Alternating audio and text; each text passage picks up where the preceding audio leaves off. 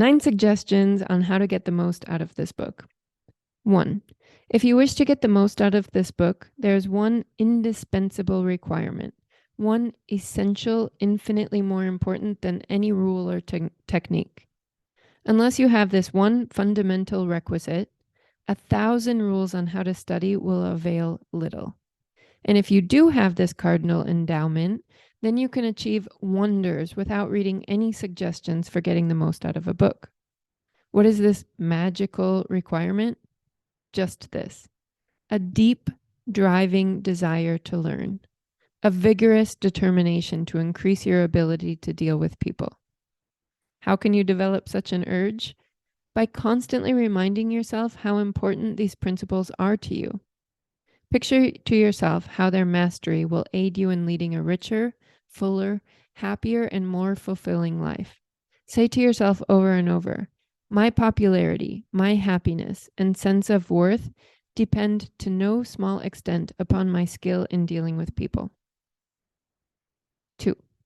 Read each chapter rapidly at first to get a bird's eye view of it. You will probably be tempted then to rush on to the next one. But don't, unless you are reading merely for entertainment. But if you are reading because you want to increase your skill in human relations, then go back and reread each chapter thoroughly. In the long run, this will mean saving time and getting results. 3. Stop frequently in your reading to think over what you are reading. Ask yourself just how and when you can apply each suggestion. 4.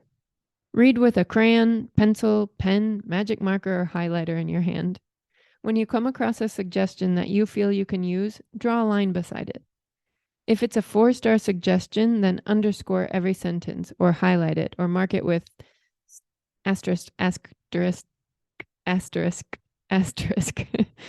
Marking and underscoring a book makes it more interesting and far easier to review rapidly. 5. I knew a woman who had been office manager for a large insurance concern for 15 years.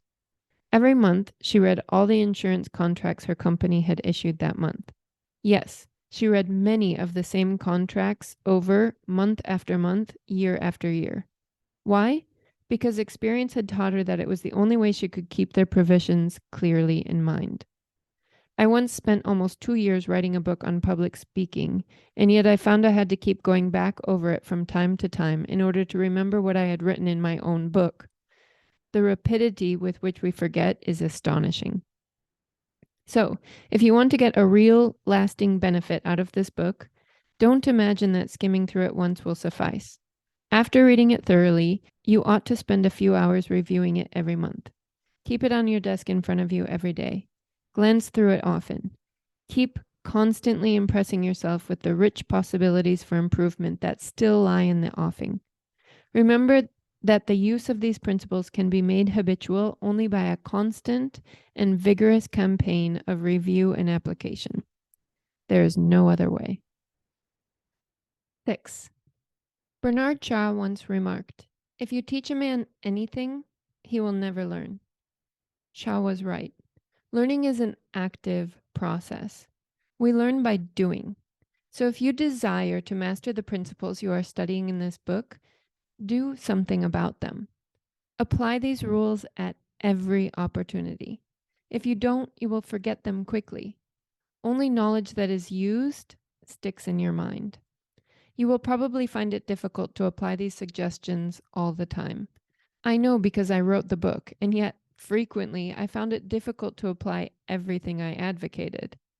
For example, when you are displeased, it's much easier to criticize and condemn than it is to try to understand the other person's viewpoint. It's frequently easier to find fault than to find praise. It's more natural to talk about what you want than to talk about what the other person wants, and so on. It's more natural to talk about what you want than to talk about what the other person wants, and so on. So as you read this book, remember that you are not merely trying to acquire information. You are attempting to form new habits. Ah, yes, you are attempting a new way of life. That will require time and persistence and daily application. So refer to these pages often. Regard this as a working handbook on human relations. And whenever you are confronted with some specific problem, such as handling a child, winning your spouse to your way of thinking, or satisfying an irritated customer, hesitate about doing the natural thing, the impulsive thing. This is usually wrong. Instead, turn to these pages and review the paragraphs you have underscored. Then try these new ways and watch them achieve magic for you. 7. Offer your spouse, your child, or some business associate a dime or a dollar every time he or she catches you violating a certain principle. Make a lively game out of mastering these rules. 8. The president of an important Wall Street bank once described, in a talk before one of my classes, a highly efficient system he used for self-improvement.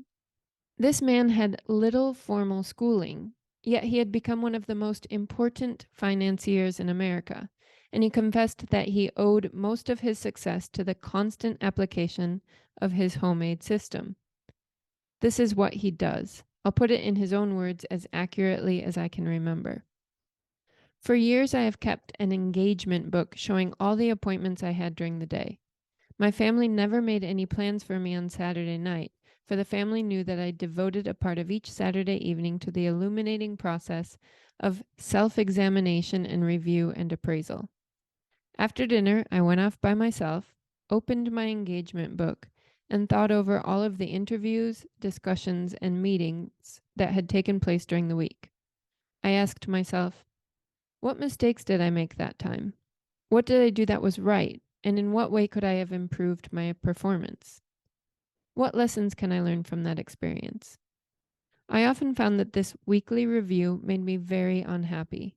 I was frequently astonished at my own blunders. Of course, as the years passed, these blunders became less frequent. Sometimes I was inclined to pat myself on the back a little after one of these sessions. This system of self-analysis, self-education, continued year after year, did more for me than any other one thing I have ever attempted. It helped me improve my ability to make decisions, and it aided me enormously in all my contacts with people. I cannot recommend it too highly. Why not use a similar system to check up on your application of the principles discussed in this book? If you do, two things will result. First, you will find yourself engaged in an educational process that is both intriguing and priceless. Second, you will find that your ability to meet and deal with people will grow enormously.